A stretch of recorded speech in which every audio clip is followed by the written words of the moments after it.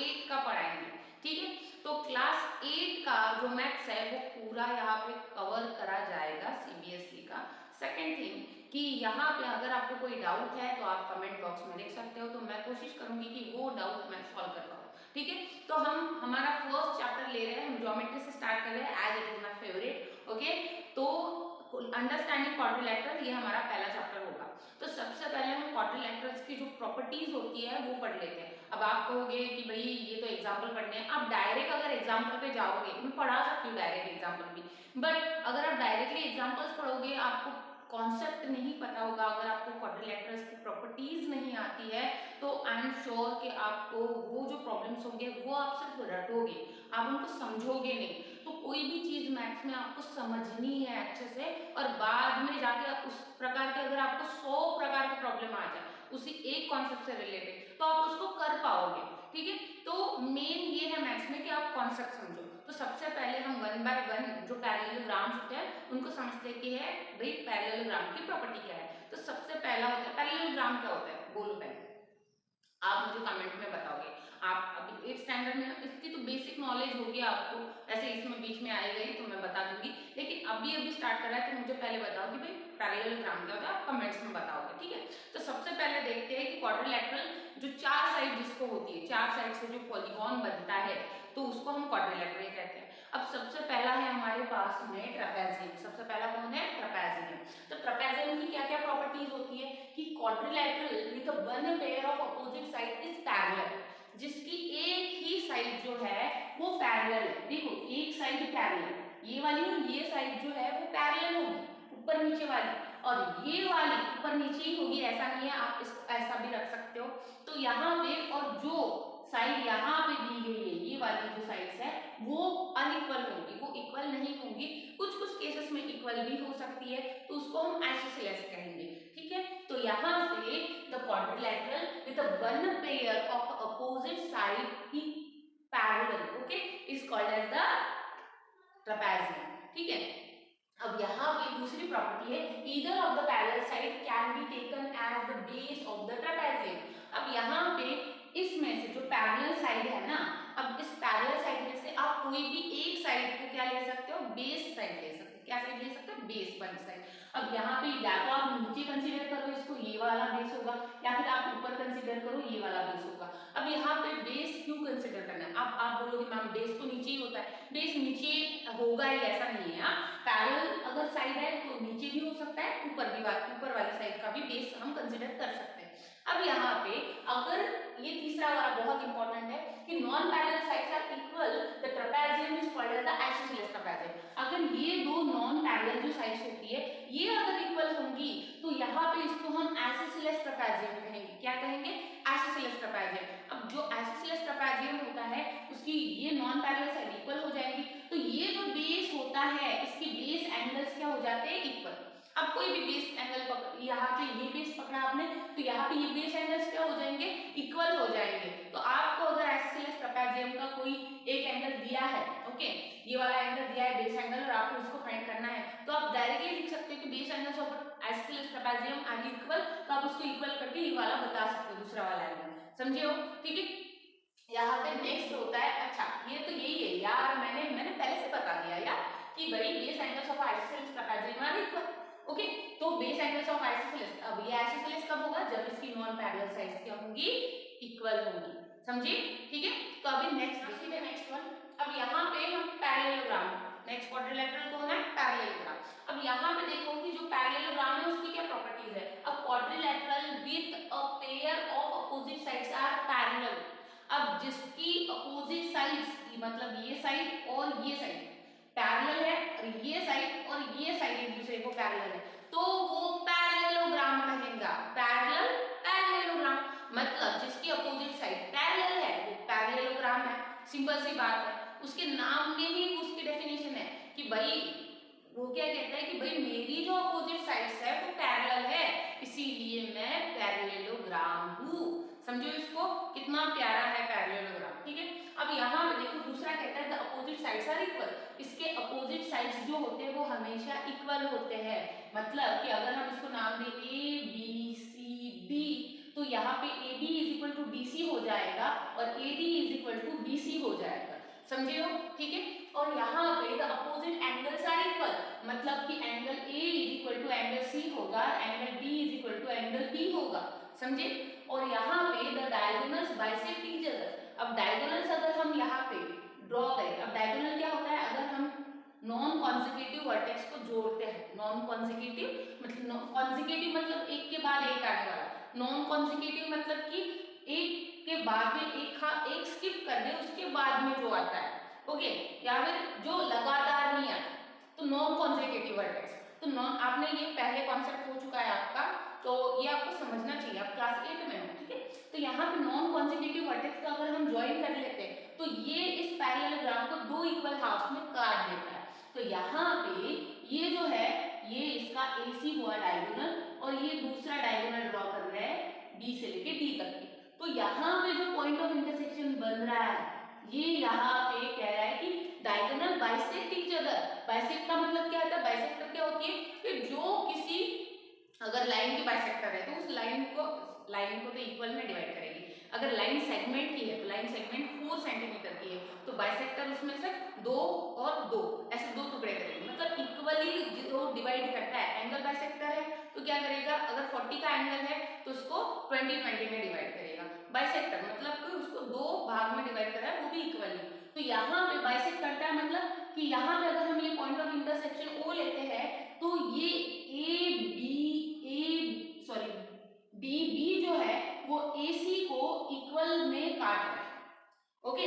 अगर ये AC suppose कि 8 सेंटीमीटर का है तो ये DB क्या करेगा, 4 और 4 ऐसे 2 टुकड़े कर देगा उसके, और यहाँ पे DB जो है उसको AC काटेगा 2 टुकड़ों में। वो बाइसेक्ट करते हैं, एक दूसरे को क्या करते हैं, बाइसेक्ट करते हैं, ओके, समझो इसको। तो ये प्रॉपर्टीज होगी इसकी पैरेललोग्राम की। फर्स्ट क्या है कि भाई इसकी जो अपोजिट साइड्स होती है वो पैरेलल होती है, दूसरा क्या अपोजिट साइड्स इक्वल होती है, तीसरा क्या अपोजिट एंगल इक्वल होते हैं, और चौथा क्या है कि चौथा है कि भाई इसके जो डायगोनल्स होते हैं वो एक दूसरे को बाइसेक्ट करते हैं, ठीक है। अब यहाँ पे रोम्बस, रोम्बस क्या है, अब इससे आगे जो भी पढ़ेंगे वो सारे पैरेललोग्राम होंगे। अब पैरेललोग्राम में सबसे पहला है रोम्बस। अब रोम्बस क्या है, रोम्बस एक ऐसा क्वाड्रिलैटरल है जिसकी चारों साइड इक्वल है। क्या है, जिसकी चारों साइड इक्वल है, जैसा स्क्वायर में होता है, देखो ये चारों साइड इक्वल है इसकी, तो ये रोम्बस हो गया। अब यहाँ पे और एक बात कि जिसके opposite angle may be or may not be of 90 degree, may be or may not be of 90 degree, मतलब ये 90 डिग्री के हो भी सकते हैं और नहीं भी हो सकते, लेकिन ये कंफर्म बात है कि जो अपोजिट एंगल होंगे वो हमेशा क्या होंगे, इक्वल होंगे।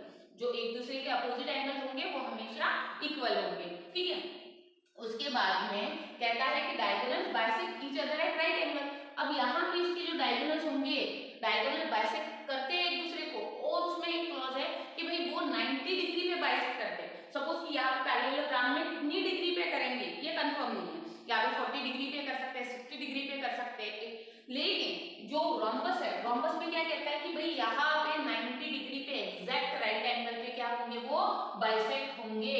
मतलब अगर आपको प्रूव करना है किसी इसमें कि भाई दिया गया जो पैरेललोग्राम है ये रोम्बस है, ये प्रूव करो, आपको क्या करना है, सिंपली आप उसमें डायगोनल्स ड्रॉ करो, उन डायगोनल्स में जो भी आपको गिवन दिया जाता है उस गिवन को यूज करके आप उसको, ये अगर राइट एंगल प्रूव कर देते हो अंदर का, तो अगर उसके डायगोनल राइट एंगल पे अगर बाइसेक्ट कर रहे हैं, ओके, और सारे चारों साइड जो इक्वल है तो फिर वो क्या कहलाएगा, रोम्बस कहलाएगा। आप ऐसे इसको प्रूव कर सकते हो। अभी आगे हम जब एग्जांपल्स पढ़ेंगे तब आपको ये सारी प्रॉपर्टीज उसमें काम आएंगी, तब आप सोचोगे कि हाँ भाई मैम ने ये पढ़ाया था, ओके।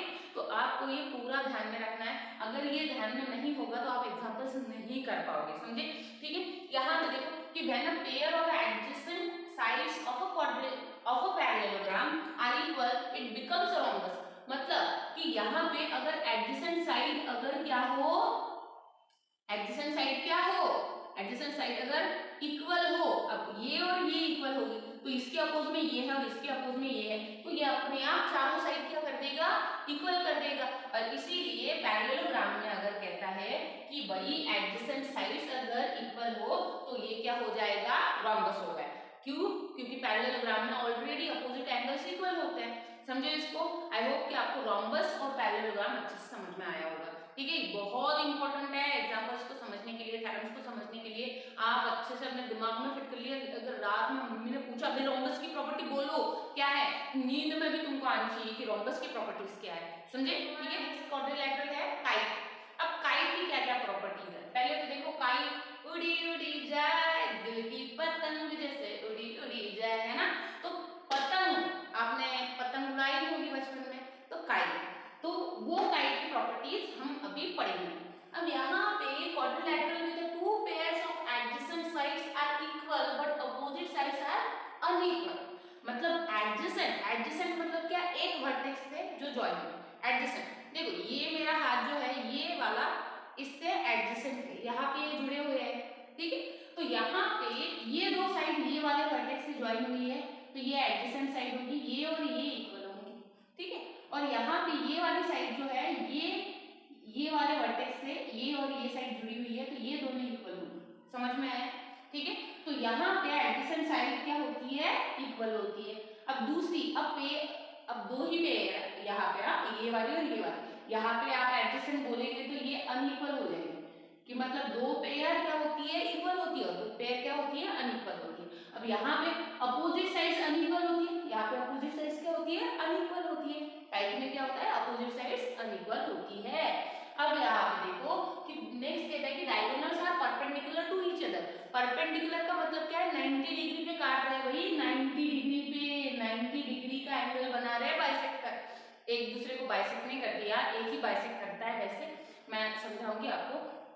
मतलब कि अगर ये ए बी सी और डी होगा तो यहाँ पे डायगोनल जो है बी डी और यहाँ पे ए सी, तो ये ए सी लंबा वाला जो डायगोनल है ना, वो छोटे वाले डायगोनल को बेचारे को हाफ में डिवाइड कर देता है, काट देता है हाफ में, समझिएगा?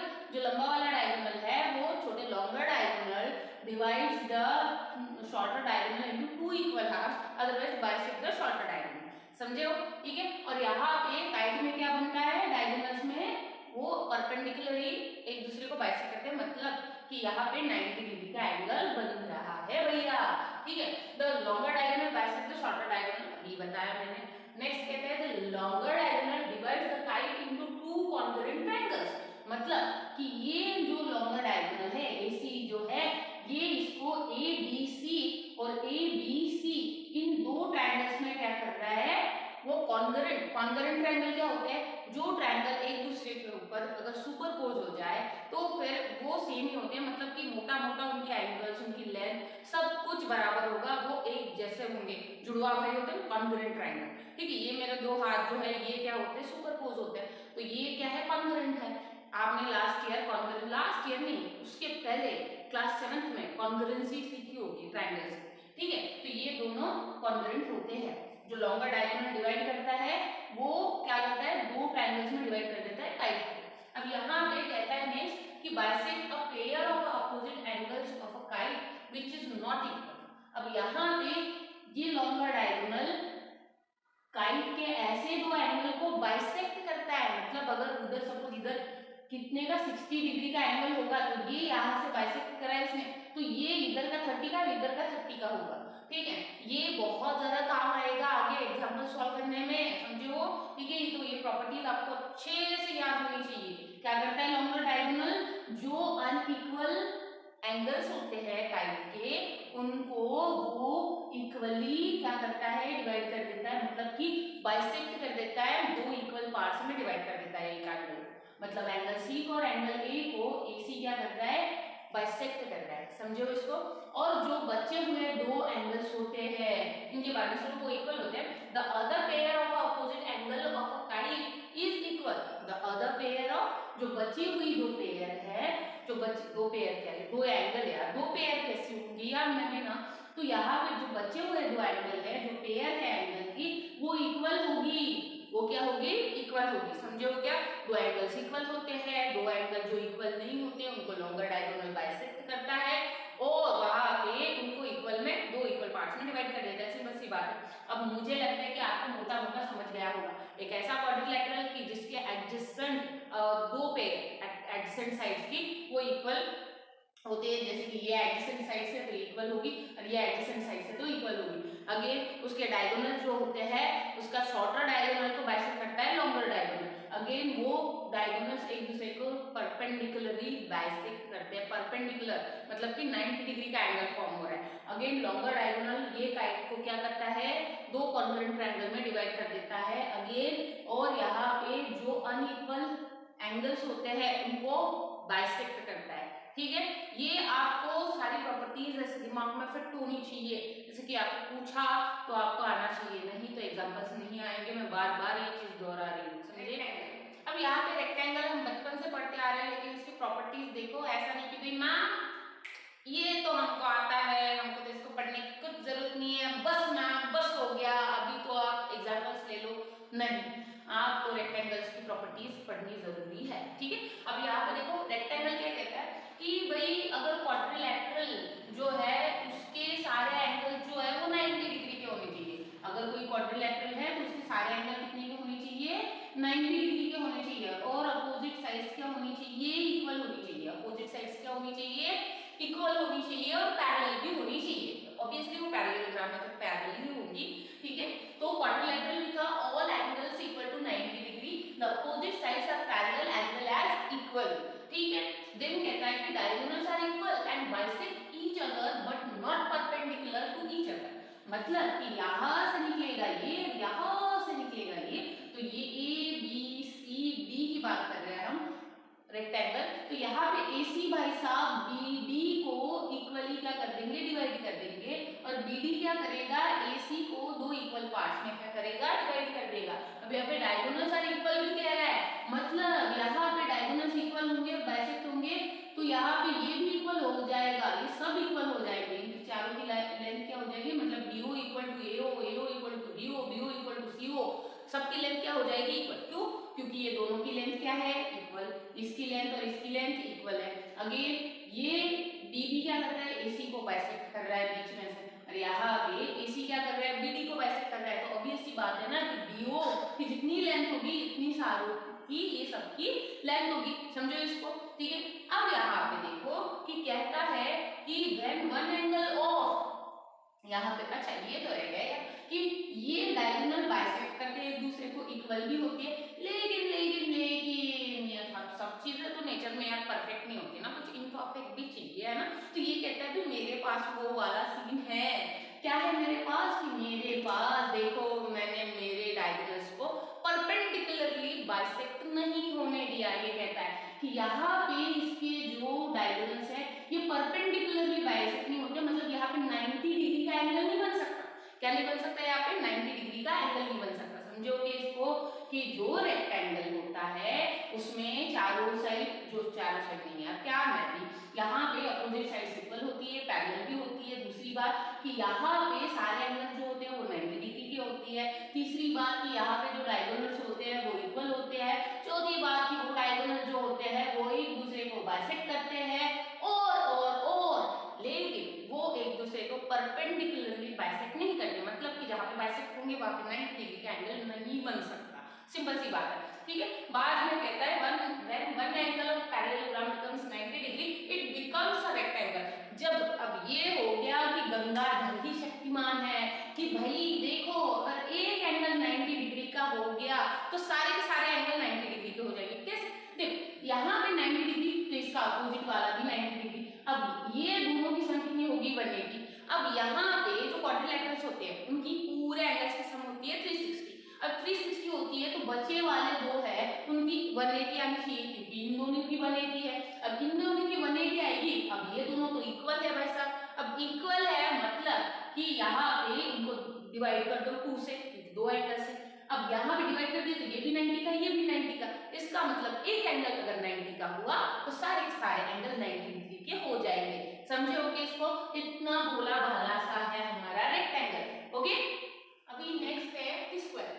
अभी स्क्वायर क्या है, देखो स्क्वायर हम बचपन से सीखते आ रहे हैं। अभी यहाँ पे भी आप बोलोगे मैम बस हमें सो कॉल्ड स्क्वायर को बताने की जरूरत नहीं है, हमको तो ये आता है ब्ला ब्ला ब्ला। नहीं, समझो इसको, इसकी प्रॉपर्टीज पढ़ लो बच्चों, प्यारे बच्चों, देख लो इसको, सुन लो मेरे लिए यार, 2 मिनट की बात है। ठीक है, अब यहाँ पे देखो स्क्वायर क्या कहता है कि जब किसी क्वाड्रिलैटरल की चारों साइड इक्वल हो, चारों एंगल 90 डिग्री के हो, यहाँ पे खत्म नहीं हुई ये बात, और भी है। ओके, बहुत कंडीशन रखता है स्क्वायर, क्योंकि ये परफेक्ट होता है। क्या होता है? परफेक्ट। और जो लोग परफेक्ट होते हैं उनकी काफी डिमांड्स होती है कि यार उन्होंने बनाया है खुद को ऐसा। ओके, मेहनत करी है बंदे ने, तो इसकी सुन लो यार क्या कहता है। तो कहता है कि भाई चारों साइड्स इक्वल चाहिए, चारों एंगल 90 डिग्री की चाहिए, और कहता है the opposite sides are also parallel and equal. Opposite sides are parallel and equal, चारों एंगल 90 डिग्री के, काफी परफेक्ट है ये। ठीक है, बाद में कहता है कि diagonals are equal and bisect each other at right angle. डायगोनल्स जो होते हैं वो इक्वल होते हैं, और वही बाइसेक्ट भी करते हैं, और वो भी 90 डिग्री पे। देखो एक कोई नुक्स निकाल दो यार इसमें। ओके, ऐसा ऐसा परफेक्ट बनाया ना खुद को कि मतलब सारी चीजें एकदम एकदम, मैं तो भाई आउटस्टैंडिंग हूँ, मेरे जैसा तो कोई ही नहीं है, ऐसा है स्क्वायर। ठीक है, कहता है when a pair of adjacent sides of a rectangle are equal it becomes a square. कहता है कि when a pair of adjacent side, ये कहता है कि भाई रेक्टेंगल, किसकी बात कर रहा है? पहले से जो रेक्टेंगल है उसकी बात, कि भाई एकदम बेसिक से नहीं, तुमको पहले रेक्टेंगल बनना पड़ेगा, रेक्टेंगल की सारी प्रॉपर्टीज फॉलो करो, उसके बाद में अगर उस रेक्टेंगल में अगर एडजेसेंट साइड अगर इक्वल होती है तो वो स्क्वायर बन जाता है। समझे क्या? पहले रेक्टेंगल को मेमोराइज करो कि भाई क्या था रेक्टेंगल क्या था। अभी वो भी मैं बताऊं क्या? सोचो सोचो, तुम सोचो। ठीक है, और वो रेक्टेंगल की अगर सारी क्राइटेरिया फॉलो करता है और एडजेसेंट साइड फिर बाद में उसकी इक्वल होती है तो वो स्क्वायर होगा। या फिर रोम्बस के लिए कहा है उसने कि रोम्बस चल तू मेरा भाई है, अब तेरे पे एक एहसान कर देते हो कि अगर अगर अगर तेरे में कोई ऐसा रोम्बस है, पहले तो वो रोम्बस होना चाहिए, पहली बात वो रोम्बस होना चाहिए, और अगर उस रोम्बस की अगर एक भी एंगल अगर उसका 90 डिग्री होता है तो स्क्वायर होता है। पहली बात वो क्या चाहिए? रोम्बस चाहिए। दूसरी बात, अगर उसकी एक भी एंगल 90 डिग्री होता है तो वो क्या हो जाएगा? स्क्वायर हो जाएगा। समझिए क्या? अब रोम्बस में खुद में ही कितनी प्रॉपर्टीज है, वो प्रॉपर्टीज मिला के बाद में अगर एक एंगल 90 डिग्री तो सारे एंगल 90 डिग्री, और वो बन जाएगा स्क्वायर। कितना सिंपल है ना? लेकिन भाई स्क्वायर मेरा फेवरेट है, एकदम फेवरेट, मतलब कि फेवरेट है। ठीक है, तो यहाँ पे ये हो गया स्क्वायर। ठीक है, तो अभी हम पढ़ेंगे एग्जाम्पल्स को, हम सीखेंगे कि हम इससे रिलेटेड एग्जाम्पल्स कैसे सॉल्व कर सकते हैं। काफी इंटरेस्टिंग होने वाला है, और ये मीन्स मेरा सारे क्लास 8 का सबसे ज्यादा फेवरेट वाला चैप्टर है। ठीक है, तो अच्छे से पढ़ो, आपको भी मजा आएगा। इतना इजी है ना ये क्वेश्चन, आपको अगर एक बार समझ आ गया, इस प्रकार के आप 1000 क्वेश्चन ले लो यार, आप जगह भी उछलने लगो कि यार क्या क्वेश्चन है, भगवान मेरे पे इतनी दया होगी कि ये क्वेश्चन आया एग्जाम में, पूरे मार्क्स पक्के। ठीक है, तो क्या कहता है कि a ratio between the angles of quadrilateral is 4:5:7:8, then find the angles of quadrilateral. कितना सिंपल है, आपको अभी एक बहुत अच्छी बढ़िया सी बात बताया क्या कि sum of the all angles of quadrilateral is 360। अब 360 होता है इसीलिए हम कहेंगे let the common multiplier be x। अब उसकी चारों जो एंगल्स होते हैं हम कहेंगे कि ये बड़ी कोई क्वाड्रिलेटरल है। अब यहाँ पे ये क्वाड्रिलेटरल है ए बी सी डी, और यहाँ पे इसके ये चार एंगल है। अब हम क्या कहेंगे कि in quadrilateral A B C D angle A plus angle B plus angle C plus angle D is equal to 360 degree. कितना भाई? 360। क्यों? क्योंकि यहाँ पे angle sum property of quadrilateral. ठीक है, अब यहाँ पे एंगल सम प्रॉपर्टी यूज करिए आपने, तो यहाँ पे जो भी रेशियो है उसको अप्लाई करो कि भाई 4x प्लस, अब पहले हम यहाँ पे क्या करेंगे, लेट द कॉमन मल्टीप्लायर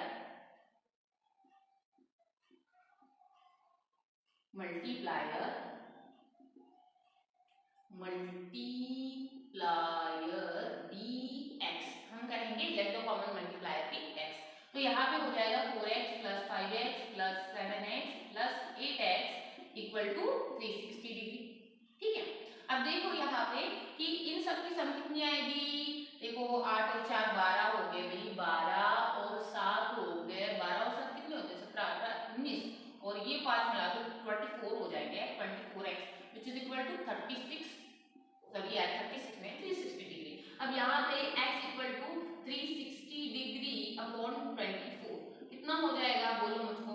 तीन तीन सात 21, तीन आठ 24, तीन तीन एक तीन, तीन दूनी 120 डिग्री अपॉन 8 कितना भाई, 8 का 8, 8 दूनी 16, 8 का 8 हो जाएगा यार 8, और कितने बचते, 4 बचते हैं यार, 8 पंच 40 मतलब 15 डिग्री आ जाएगा। एक्स की वैल्यू कितनी है, 15 डिग्री। अब एक्स की वैल्यू 15 है तो आपको एंगल्स पूछा है निकालने के लिए, तो यहाँ पे एंगल ए कितना हो जाएगा, एंगल ए हो जाएगा, हमने 4x लिया था उसको, 4x equal to 4 multiply by 15 which is equal to कितना, देखो भाई 60 डिग्री हो जाएगा, ठीक है। Then angle B equal to कितना था, एंगल बी इक्वल टू था 5x हमारा, तो 5 मल्टीप्लाई बाय 15 हो जाएगा, कितना हो जाएगा 75 डिग्री हो जाएगा, ठीक है। फिर बाद में एंगल सी निकालो 7x और एंगल बी निकालो 8x, और यहाँ पे आपको 7 को करना है 15 से मल्टीप्लाई और 8 को करना है 15 से मल्टीप्लाई। अब इसके आंसर्स आप मुझे कमेंट बॉक्स में बताओगे। मैम क्वेश्चन नंबर 1 का आंसर ये है, ठीक है। अरे यार इंटरेक्शन होनी चाहिए कि मैं अकेली एकदम बोले जा रही हूँ, मुझको भी थोड़ा इंकरेजमेंट चाहिए यार। जब आप आपके प्यारे प्यारे कमेंट्स आते हैं, आप जो बोलते हो ना, मुझे बहुत अच्छा लगता है यार। मुझे ऐसा फील होता है कि नहीं यार कोई तो है, मेरी बात सुन रहा है, ओके। तो ऐसा लगता है भाई कोई नहीं सुन रहा, ओके, क्यों ही वीडियो बनाए। अभी नेक्स्ट क्वेश्चन है, अभी नेक्स्ट क्वेश्चन क्या कहता है कि भाई two angles of quadrilateral measure 74 degree and 166, यार इसको 166, हम मैं अगर ऐसे ऐसे पढ़ूं किसी को 174, अगर 132 293 ऐसे समझो यार, मुझे इजी लगता है। ऐसा नहीं कि मैम को ये 293 पढ़ते नहीं आ रहा है, okay, it's not like that, मुझे बस ऐसे पढ़ना अच्छा लगता है, दैट्स इट, ओके। यार कितना काला हो जाता है ये, ठीक है, छोड़ो। अब देखो क्या कहता है कि भाई दो एंगल है क्वाड्रिलेटरल के, और एक एंगल है 74 डिग्री का और एक एंगल है 166 डिग्री का, तो the other two angles are in the ratio 3:5, find the third and fourth angle. बड़ा ही सिंपल है, पहले जैसे करा है सेम वैसे ही करेंगे। अब यहाँ पे मैं डायग्राम ड्रॉ नहीं कर रही हूँ। अब ठीक है यार मेरी अच्छी वाली साइड आ जाती है बीच में कि भाई राधा कर लेना है ड्रॉ, क्या ही जा रहा है तेरा, ठीक है। तो यहाँ पे ये है ए बी सी और डी, तो यहाँ पे हम कह रहे हैं कि भाई ये जो है ये 74 डिग्री का, सपोज ये है 166 डिग्री का, ठीक है। अब यहाँ पे ये मत कहना कि मैम ये तो राइट एंगल दिख रहा है, आपने ऐसे कैसे ड्रॉ कर सकते हैं, नहीं, बस मैंने मोटा मोटा समझाने के लिए ड्रॉ करा है, आप इसको लिटरली मत लो, ठीक है। अब ये दो एंगल्स आपको फाइंड करने हैं, सिंपल सी बात है, बहुत ही ज्यादा इजी है। कैसे, हम कहेंगे कि in quadrilateral A B C D, angle A plus angle B plus angle C plus angle D equal to क्या होगा 360 डिग्री। और क्या रीजन, वही एंगल सम प्रॉपर्टी ऑफ क्या क्वाड्रिलेटरल। अब यहाँ पे मैं ए एस पी क्यू लिख रही हूँ, आपको पूरा लिखना है, नहीं तो आप भी ए एस पी क्यू लिखोगे और मैम या फिर सर आपके स्कूल के आपका ए एस पी क्यू निकालेंगे, समझे, ठीक है। तो यहाँ पे एंगल ए कितना है 74 डिग्री का, प्लस एंगल बी 166 डिग्री का, एंगल सी हम लेंगे इसको 3x लेंगे हम, और यहाँ पे प्लस 5x कर देंगे इक्वल टू 360 डिग्री। अब इसके पहले ना आपने एक लाइन ऐड करनी है जो हमने पहले लिखी थी कि भाई let the common multiplier be x, ठीक। अब यहाँ पे देखो, यहाँ पे 74 डिग्री और ये 166 डिग्री कितना हो जाएगा, 4 + 6 हो जाएगा 10, 1 आ गया यहाँ पे, 7 और 7 हो जाएंगे 14, और 1 आ गया यहाँ पे 2, 240 हो गया, प्लस यहाँ पे 5 और 3 हो जाएंगे 8x इक्वल टू 360 डिग्री, ठीक है। अब यहाँ पे देखो कि ये इधर लेके जाओ यार, और क्या करो इसमें से 360 डिग्री में से ये माइनस कर दो 240, ठीक है। ये इधर चला जाएगा माइनस हो जाएगा, कितने 240 माइनस करें, यहाँ पे बचे 2, यहाँ पे बचा 1, 120 डिग्री आ गया यहाँ पे, ठीक है। और 8x और x इक्वल टू 120 अपॉन 8। अब यहाँ पे देखो 8 बन जा 8, 8 5 जा 8 5 कितना है 40, है ना। तो यहाँ पे x इक्वल टू 15 डिग्री आ गया। अब आपको दो एंगल्स निकालने थे, दो एंगल्स निकालने तो 3x इक्वल टू कितना हो जाएगा, देखो यहाँ पे 3 मल्टीप्लाई बाय 15 हो जाएगा, कितना भी 45 डिग्री का, ठीक है। और यहाँ पे देन दूसरा हो गया यार 5x, 5x कितने का हो जाएगा 5x हो जाएगा अपना 5 मल्टीप्लाई बाय ना 50। अब देखो यहाँ पे 5 मल्टीप्लाई बाय 50 कितना होता है यार, सोचो यार 15 का टेबल 5 तक के पढ़ना है तुमने, सोचो सोचो कितना होगा। मैं नहीं बताऊंगी आंसर, कमेंट में बताओ मुझको कुछ भी, हर चीज के लिए मेरी राय कि भाई मैम बताएंगे हम कर लेंगे, नहीं। आप जब भी मेरी वीडियोस देखते हो आपको क्या करना है, आपको एक अपनी नोटबुक लेनी है, वहां पे डालना, हेडिंग डालना कि यूट्यूब आज ये, या फिर राधा मैम्स क्लास, या फिर मैथ साइंस बाय राधा डालो, या कुछ भी करो, क्लास 8 का डालो, और एक मेरी सेपरेट बुक बनानी है जहां पे आप ये सारे एग्जांपल्स की प्रैक्टिस करोगे, आप मेरे साथ करोगे एग्जांपल्स, ठीक है। तो इसका आंसर भी आप क्वेश्चन नंबर 2 करके इसका आंसर बताओगे, ठीक है, समझे। अब देखो नेक्स्ट क्वेश्चन है, नेक्स्ट क्वेश्चन आप देखोगे ना तो आप बोलोगे ओए ओए ओए ओए ओए कितना सुंदर, कितना अच्छा, कितना इजी क्वेश्चन है, ठीक है। यहाँ पे क्या कहते हैं कि two angles of quadrilateral measure 63 degree and 157 degree 157 degree. तो यहाँ पे the other two angles are equal and find the measure of each of the equal angle. अब यहाँ पे कहता है कि भाई देखो यहाँ पे जो क्वाड्रिलेटरल है, अब क्वाड्रिलेटरल मतलब मैं ऐसे ही ड्रॉ करूंगी, आपने लिटरली लेना नहीं है, मैंने पहले भी बताया, ठीक है। अब देखो यहाँ पे ये क्वाड्रिलेटरल का सपोज कि ये ए बी सी और डी, तो यहाँ पे ये है 63 डिग्री का, ये है 157 डिग्री का, तो यहाँ पे ये और ये जो एंगल सी और एंगल डी जो है वो इक्वल बता रहा है, तो हम क्या कहेंगे कि इन क्वाड्रिलेटरल या quadrilateral A B C D angle D is equal to, मैं नीचे करती हूँ यार क्या, angle D is equal to angle C and which is equal to x कर दूं, क्यों भाई क्यों ऐसा, अकॉर्डिंग टू क्वेश्चन, क्योंकि क्वेश्चन ही ऐसा कहता है कि भाई बाकी बचे दो एंगल्स है वो क्या है, इक्वल है, तो हम हमारे सिंप्लिसिटी के लिए हमने ये डायग्राम बनाई, उसमें नेमिंग करी और ये बताया, तो हम कहेंगे कि in quadrilateral A B C D angle A plus angle B plus angle C plus angle D is equal to हो जाएगा 360 डिग्री, क्यों भाई कि angle sum property of quadrilateral, ठीक है।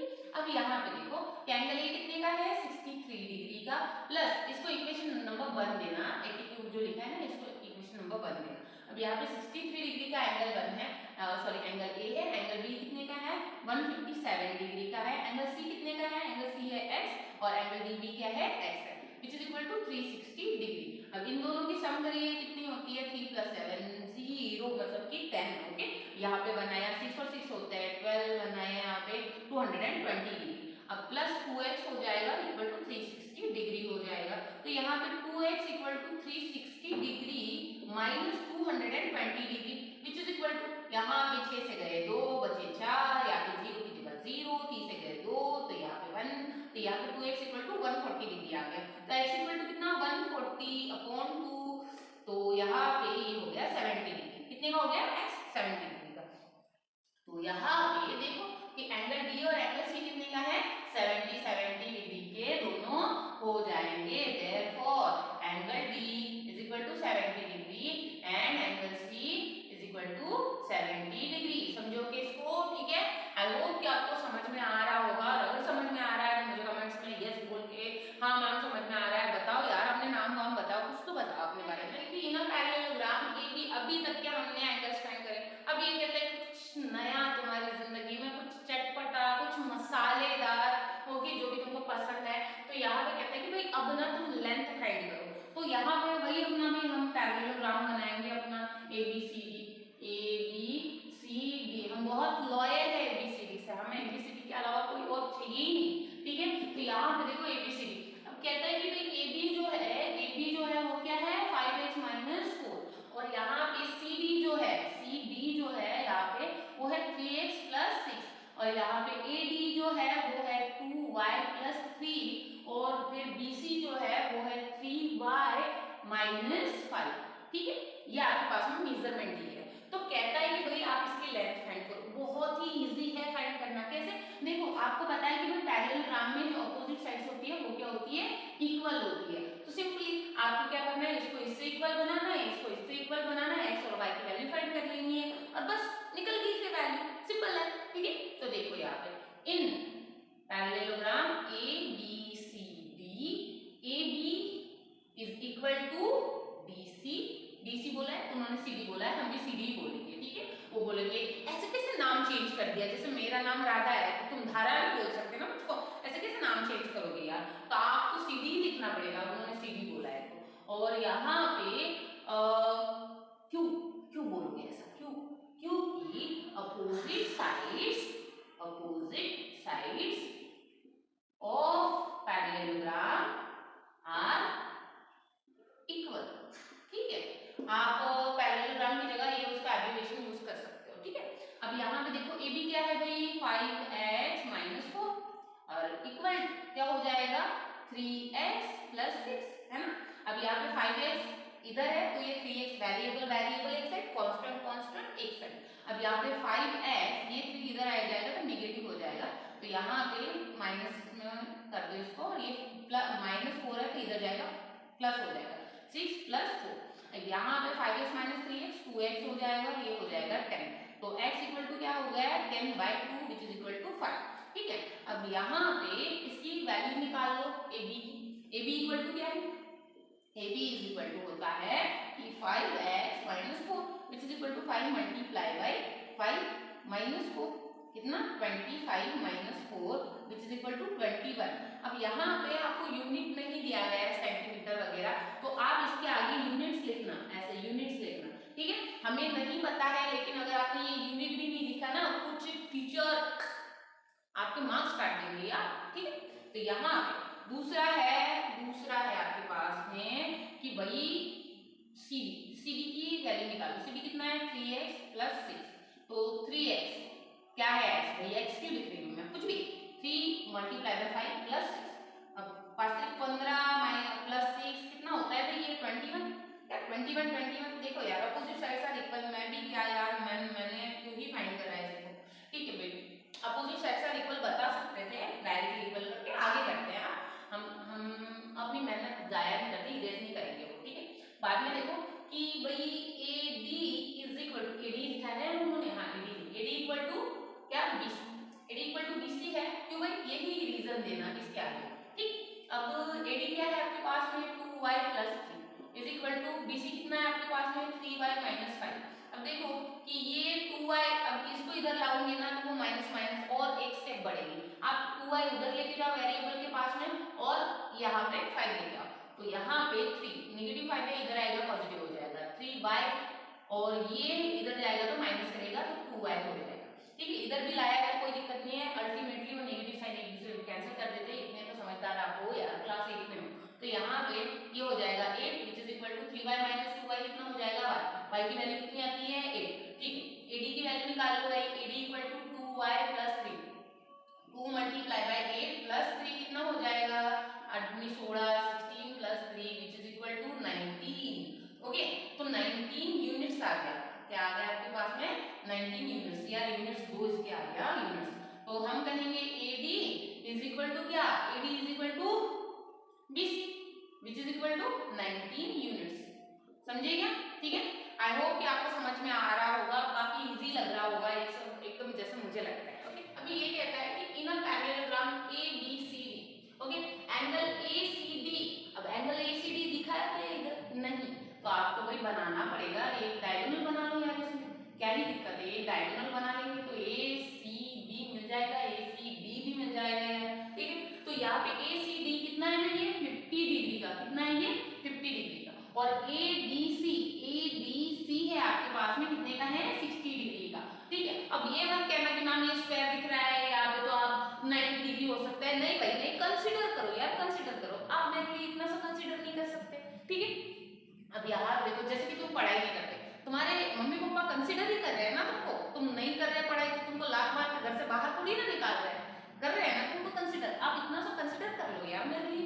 ठीक है, तो find the magnitude of magnitude मतलब कुछ अजीब एकदम से भयानक सा और कुछ नया नहीं है। मैग्नीट्यूड मतलब मेजरमेंट। आपको क्या फाइंड करनी है आपको मेजरमेंट फाइंड करनी है ABC की और फिर बाद में ACB की।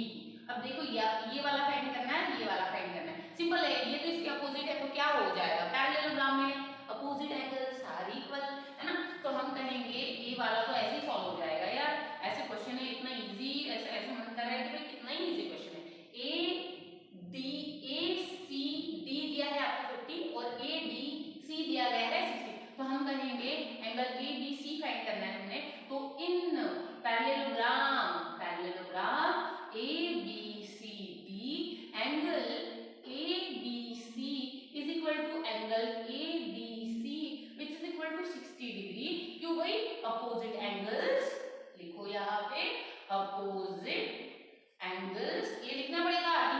सपने नहीं आएंगे तुम्हारे, ठीक है।